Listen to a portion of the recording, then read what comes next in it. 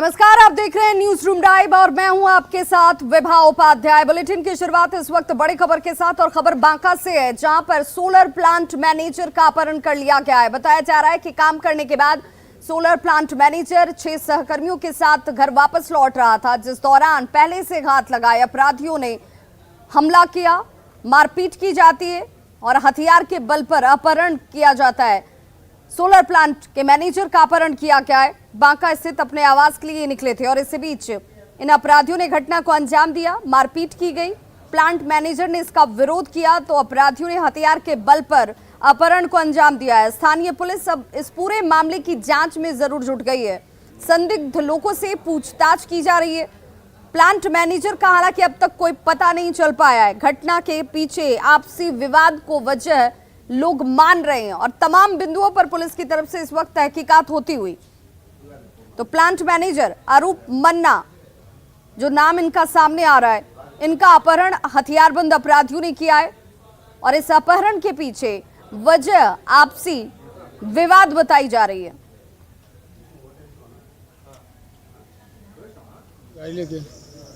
आगे मोटरसाइकिल लगा के वो लोग बैठा हुआ था, हॉर्न दिए नहीं हटाओ, आगे सटा के हम भी ब्रेक मारे, तब तक जो पुल से निकल गए वो सामान सटा दिया।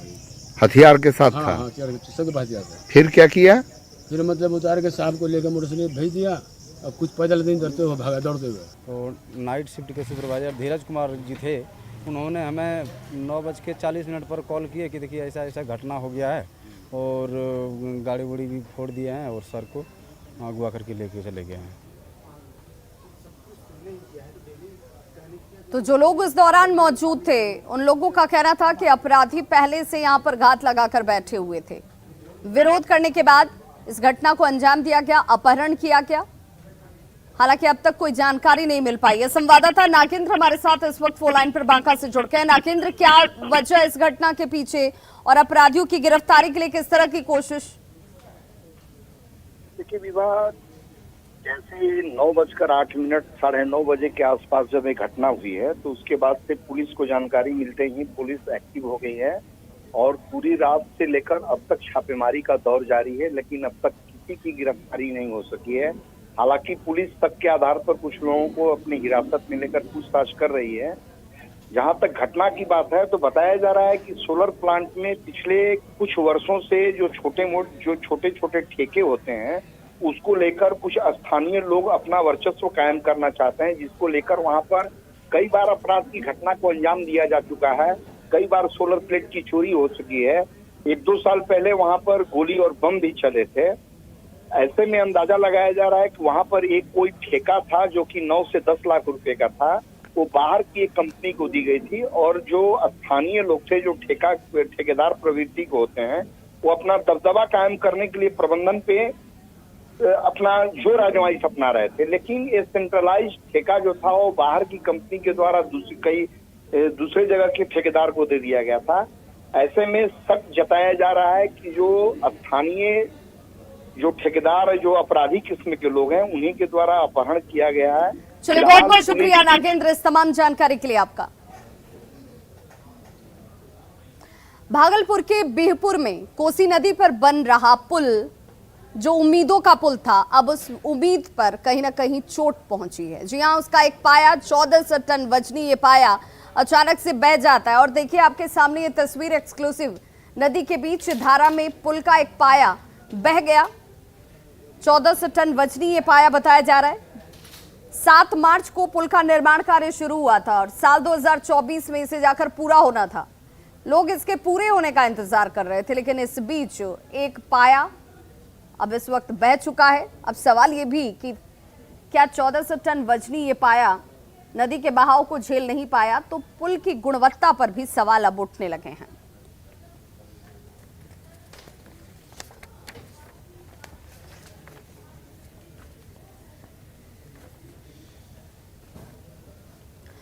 और पटना के दीघा स्थित एटीएम में अचानक से आग लग जाती है। आग लगने की वजह से अफरा तफरी यहां देखी गई है। निजी कंपनी का ये एटीएम बताया जा रहा है, जिसमें अचानक से आग लगी। सुरक्षा कंपनी के कैश वैन में आग लगी है। आग लगने की वजह से क्षेत्र में अफरा तफरी का माहौल देखा गया और सामने आपकी तस्वीर भी है। आग के कारण गाड़ी पूरी तरह से जलकर खाक हो गई। लेकिन इसके पीछे वजह क्या है ये अब तक खुलकर सामने नहीं आ पाया। हालांकि घटना के दौरान गाड़ी में कैश नहीं था, ये बड़ी राहत रही। स्थानीय लोगों ने संबंधित एजेंसी को इसे लेकर जानकारी दी है। सूचना के बाद मौके पर पहुंचे एजेंसी के अधिकारी अब इस मामले की जांच में जुट गए हैं। घटना के पीछे कारणों का खुलासा हालांकि अब तक नहीं हो पाया है। ये तस्वीर आपके सामने पटना के दीघा स्थित आशियाना मोड़ के पास निजी सुरक्षा कंपनी के कैश वैन की, जिसमें अचानक से आग लग जाती है।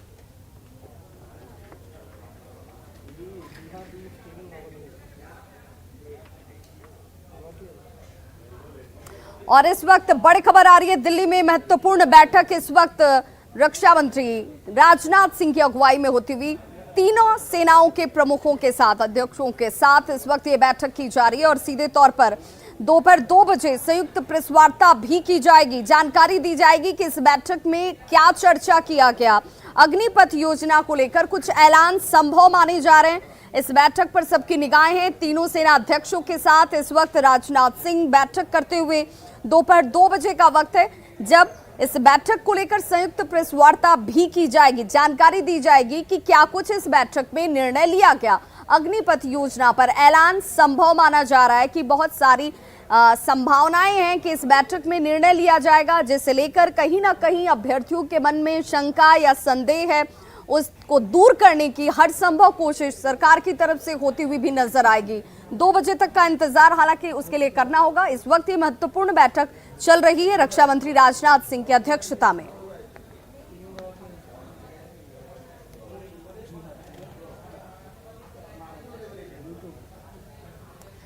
और चलिए अब आपको एक वीडियो, एक तस्वीर दिखाते हैं और उसके बाद कहने को कुछ बचेगा नहीं, क्योंकि जिसे बार बार सियासत के चश्मे से देखने की कोशिश की जा रही है कि भाई इन्हें दंगाई क्यों कहा जा रहा है, इन्हें उपद्रवी क्यों कहा जा रहा है, इन्हें हुड़दंगी क्यों कहा जा रहा है। तो जरा आप इन तस्वीरों को देखिए, क्यों कहा जा रहा है। ये हुड़दंगी इसलिए है, ये दंगाई इसलिए लिए जरा भी सम्मान नहीं है, कानून का जरा भी मान नहीं है, क्योंकि इन लोगों ने जैसे ये देखा कि ये सरकारी गाड़ी और इसमें बैठे अधिकारी सरकारी हैं, उसके बाद इस पर ताबड़तोड़ हमले शुरू कर दिए जाते हैं। तस्वीरें सब कुछ साफ साफ बयां कर रही हैं। उस दौरान बताया जा रहा है कि इस गाड़ी में दानापुर नगर परिषद के कार्यपालक पदाधिकारी और डीसीएलआर बैठे हुए थे। गनीमत ये रही कि ड्राइवर ने सूझबूझ दिखाई, गाड़ी को यहां से भगाया, जिसके बाद इन दोनों की जान बच पाई है।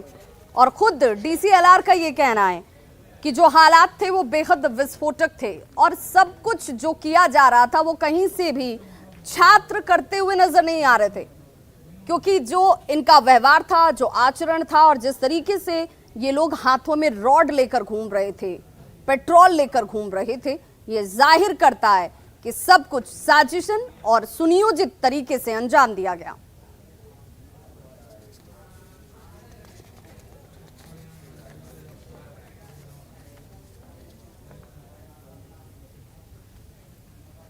तो 4 दिनों तक बिहार जलता रहा। ट्रेनों को आग लगा दिया गया, बोगियों को खाक कर दिया गया, इंजन को आग के हवाले कर दिया जाता है और उसके बाद सरकारी संपत्ति से लेकर निजी लोगों की संपत्ति को स्वाहा कर दिया गया। तस्वीर जो आप देख रहे हैं ये 17 तारीख की जरूर है, लेकिन इन तस्वीरों ने कई स्तरों पर पोल खोल कर दी। 11 इंजन आग के हवाले किए गए, 60 बोगियों को जला दिया गया। 4 दिन में रेलवे की 700 करोड़ की संपत्ति को स्वाहा कर दिया जाता है। बिहार को 10 नई ट्रेनें, जिस राशि का नुकसान इन हुड़दंगियों ने किया उसमें 10 नई ट्रेनें मिल सकती थी। आपको कितनी सहूलियत उससे मिलती, इसका अंदाजा आप जरा लगाइए। लेकिन सब कुछ बर्बाद कर दिया गया, सिर्फ मांग की आड़ में, नाराजगी के आवरण में। विरोध करने के लिए जायज तरीका अपनाया जा सकता था, बातों को उचित प्लेटफॉर्म पर रखा जा सकता था, लेकिन इन हुड़दंगियों को इसकी जरूरत नहीं थी। जमकर तोड़फोड़, हो हंगामा और दंगाई किसी भी सूरत में छात्र नहीं हो सकते हैं, इन तस्वीरों ने जाहिर कर दिया।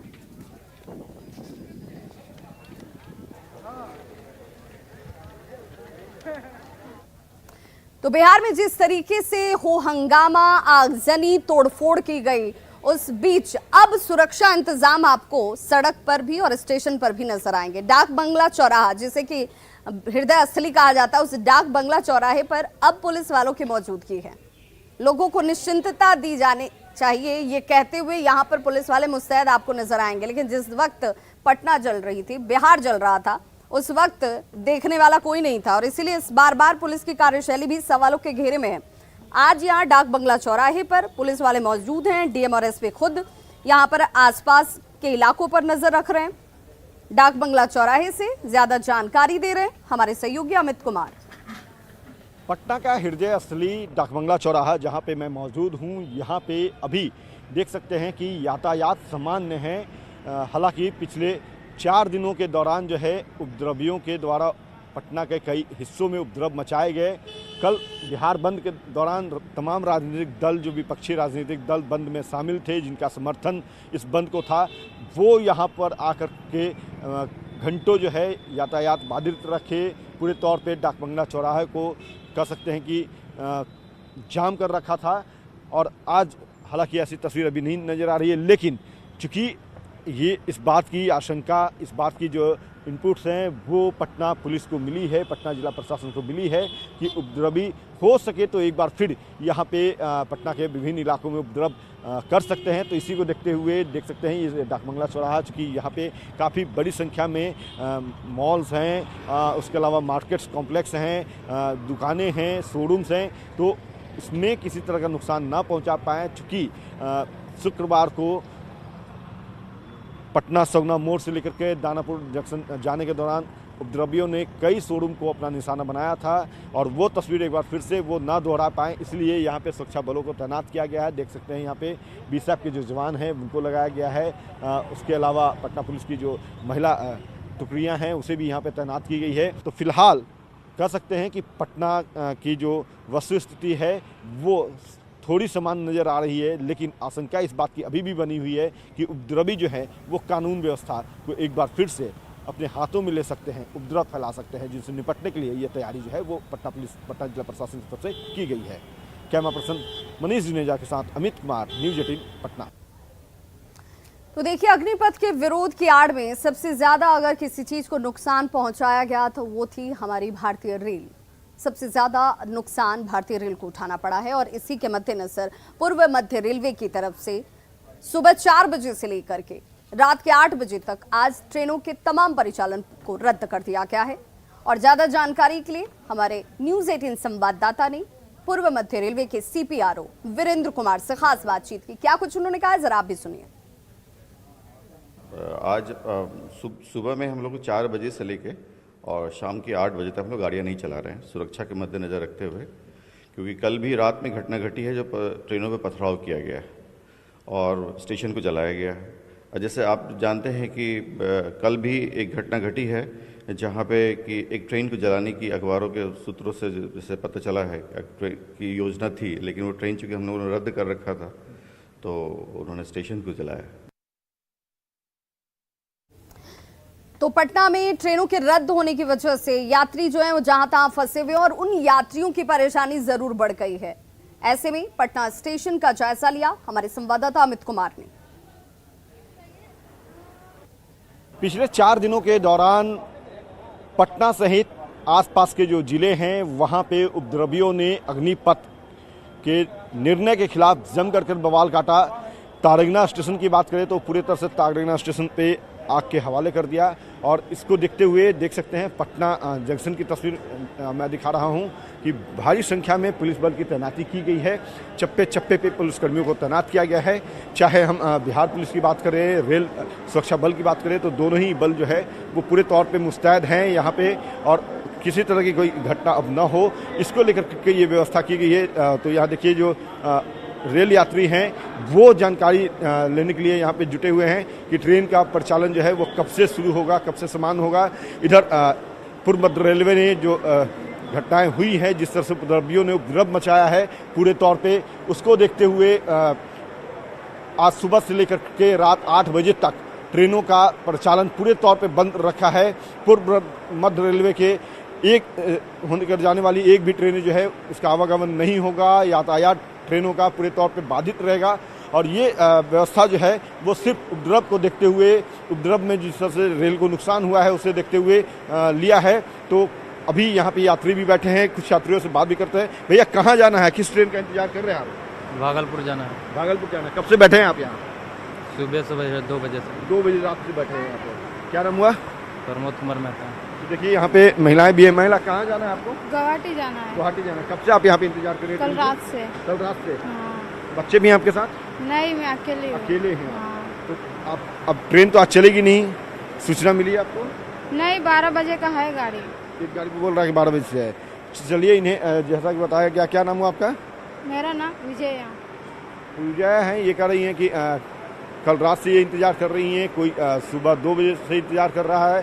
तो पूरे तौर पे कह सकते हैं कि जो यात्री हैं, रेल यात्री, वो खासे परेशान हैं और उपद्रवी जो हैं वो उपद्रव करने से बाज नहीं आ रहे हैं। लगातार जो है अग्निपथ के विरोध में उपद्रव किया जा रहा है। रेल को खास तौर पे रेल को जो है वो क्षति पहुंचाई गई है और इसको देखते हुए रेलवे ने जो है वो बड़ी संख्या में ट्रेनों को रद्द भी कर दिया है। परिचालन जो है वो फिलहाल रोक रखा है और जो जानकारी दिया है सीपीआरओ ने, वीरेंद्र कुमार ने, उनके मुताबिक जो ट्रेन का परिचालन है वो कल आज रात 8 बजे के बाद ही समान होने की स्थिति है।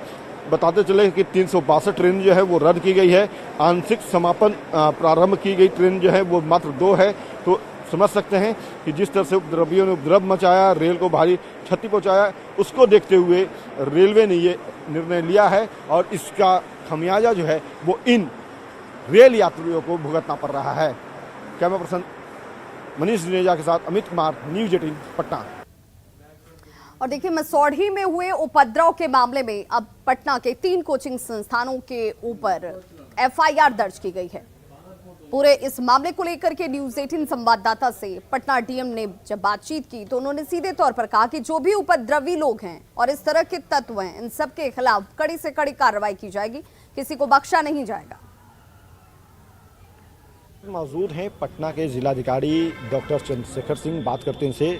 डीएम साहब, जो घटना हुई है, जिस तरह से उपद्रव हुआ है, कहा जा रहा है कि मसौढ़ी में उपद्रव मामले में 3 एफआईआर किए गए हैं 3 कोचिंग संस्थानों के खिलाफ।